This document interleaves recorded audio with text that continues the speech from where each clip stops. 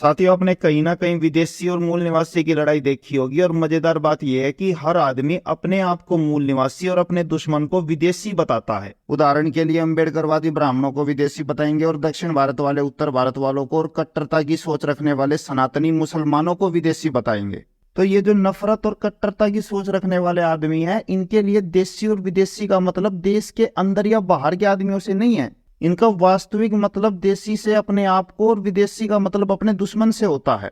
अब पहले इस बात को समझो कि क्यों ये लोग खुद को मूल निवासी और दुश्मन को विदेशी साबित करने पर तुले हैं। दरअसल क्या है, अगर मैंने पहले आकर किसी खाली जमीन पर घर बना लिया और उसमें रहने लगा तो जाहिर सी बात है कि अब वो मेरा घर है, उस पर मेरा हक है। अब अगर कोई बाहर से मुझे निकालकर उस घर पे कोई कब्जा करेगा तो वो अमानवीय और गलत काम कहा जाता है। इसीलिए उस आदमी को बाहर निकालो और वापस मुझे मेरा घर दो। तो इसी तर्क को आधार बनाकर ये लोग बस ये साबित करना चाहते हैं कि हम मूल निवासी हैं तो देश की हर चीज पर सिर्फ हमारा ही हक है। बाहर से आए हुए विदेशी कौन होते हैं? हम पर हुक्म चलाकर राज करने वाले।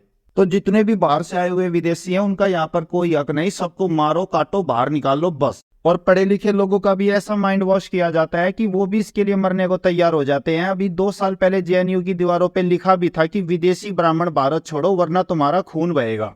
अब ये चीज मैं उतनी ही गलत मानता हूँ जितनी की जाति धर्म, क्योंकि अपनी पहली वीडियो से मैं बताता आया हूँ मेरा मेन मकसद है देश के सभी लोगों को किसी तरह एक कर सकूं। और मुझे हर उस चीज से नफरत है जो हम लोगों को आपस में बांटकर लड़ाने का कारण बने। ये देशी और विदेशी की लड़ाई भी कुछ और नहीं, जबरन लोगों द्वारा फैलाई जा रही है ताकि हम लोग यूं ही आपस में बटकर लड़ते रहे और वो सत्ता पर राज करें। तो ऐसे लोग आपको जब भी मिले उन्हें जवाब देने के बजाय उनसे ये सवाल पूछ ले, उनकी बोलती अपने आप बंद हो जाएगी। भाई, अगर आर्य और उत्तर भारतीय विदेशी थे जिस वजह से उनसे नफरत करनी चाहिए, तो आर्य सत्य देने वाले बुद्ध से नफरत क्यों नहीं करते? वो भी तो आर्य और उत्तर भारतीय थे। दूसरा, इंसान की उत्पत्ति अफ्रीका महाद्वीप के जंगलों में हुई थी, जहां से वो खाने और शिकार की तलाश में पूरी दुनिया में फैल गए। अब इस हिसाब से देखा जाए तो पूरी दुनिया में हर जगह बसने वाले लोग कभी ना कभी बाहर से आए हुए विदेशी हैं। तो जो लोग अपने आप को देशी या मूल निवासी बताते हैं वो किस आधार पे बताते हैं, जरा ये बता दो हमें। भारत की मूल सभ्यता हड़प्पा का डीएनए हिंदू, मुस्लिम, दलित, ब्राह्मण किसी से भी मैच नहीं हुआ है। तो किस आधार पर केवल आर्यनों या मुसलमानों को विदेशी और बाकियों को मूल निवासी बता रहे हो, जरा ये बता दो। अब जैसे अमेरिकन और इंडियन आपस में शादी करे तो उनका बच्चा इंडियन या अमेरिकन दोनों ही कहा जाता है। इस प्रकार अगर कोई देशी विदेशी आपस में शादी करे तो उसके बच्चे को क्या कहोगे? और बाबा साहब की पत्नी भी तो ब्राह्मण थी, तो फिर उनके बच्चों को क्या कहोगे? विदेशी ब्राह्मण की औलाद या बाबा साहब के वंशज? और अगर आपकी सोच भी उन लोगों जैसी है कि माँ मायने नहीं रखती, केवल बाप के डीएनए से बच्चे का डीएनए डिसाइड होता है, तो कृपया इस सवाल का जवाब दो। तुम लोग खुद कहते हो कि ब्राह्मण दलितों का बलात्कार करते थे और उनके साथ शुद्धिकरण के नाम पर नाजायज संबंध बनाते थे, तो उन संबंधों से बच्चे भी हुए होंगे क्योंकि उस समय प्रोटेक्शन वगैरह तो होता नहीं था। अब उन बच्चों में विदेशी ब्राह्मणों का डीएनए है तो उनको क्या कहोगे, विदेशी या मूल निवासी? तो भाई, देशी विदेशी का कॉन्सेप्ट 4000 साल पहले था, जब शुरू में आके भारत में लोग बसे थे। उसके बाद 4000 सालों से लगातार एक दूसरे के साथ नाजायज संबंध बना रहे हैं, कोई अपनी इच्छा से तो कोई जबरदस्ती से। और आज के समय में देख लो 90% तो सबके बॉयफ्रेंड गर्लफ्रेंड है और आधे से ज्यादा पति पत्नी तो शादी के बाद भी अफेयर करते हैं।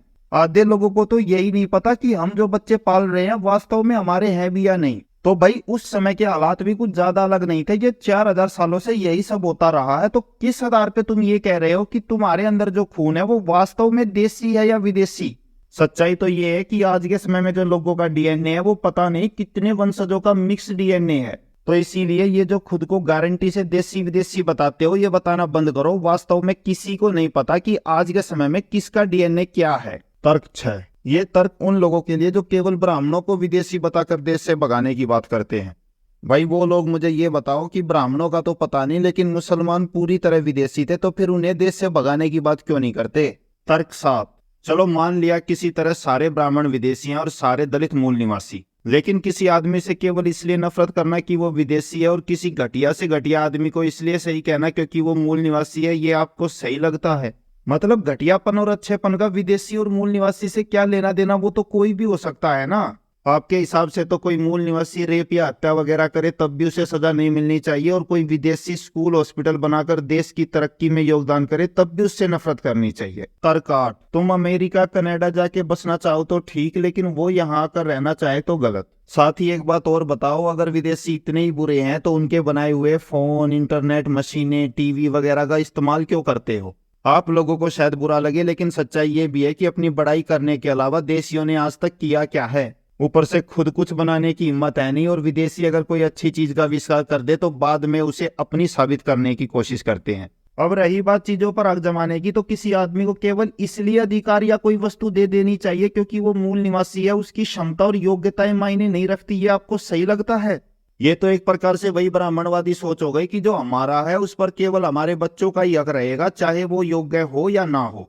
तो भाई मेरी सोच तुम लोगों जैसी घटिया नहीं है जो लोगों को देसी विदेशी में बांटे। मैं लोगों को केवल दो ही तरह का मानता हूँ, अच्छे और बुरे, और इस चीज का देसी विदेशी से कोई लेना देना नहीं है। कोई भी आदमी घटिया हो सकता है, चाहे वो देसी हो या विदेशी।